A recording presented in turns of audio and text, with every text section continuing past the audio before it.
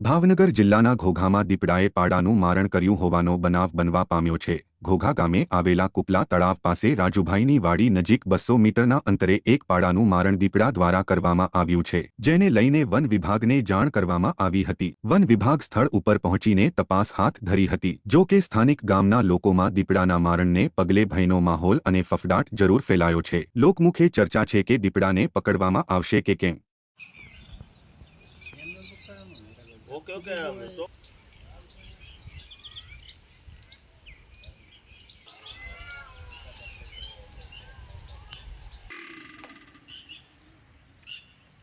तो ई में भेगो थई जशे તમે આવી જાવ ટૂંકમાં તમે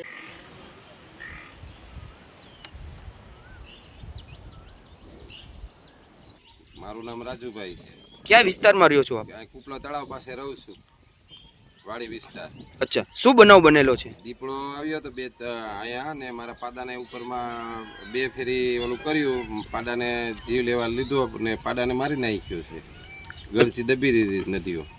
અચ્છા, તો આ બારામાં તમે કોઈ ફોરેસ્ટ વિભાગને કોઈ જાણ કરી હતી? હા, ફોરેસ્ટ વિભાગને જાણ કરી હતી, બેન આવ્યા હતા, તે જોઈને કહીને ગયા છે કે ધ્યાન રાખજો આ વિસ્તારમાં, હજી પાછો આવે ખરો બીજી ફેરી તે એમ, એટલે ધ્યાન રાખીને ચેતીને તમે સૂજો, 2-3 જણને બોલાવજો એવું લાગે તો, અને સૂજો કે 200 જેટલું મીટર જેટલું દૂર છે ગામ, નજીક જ છે સાવ।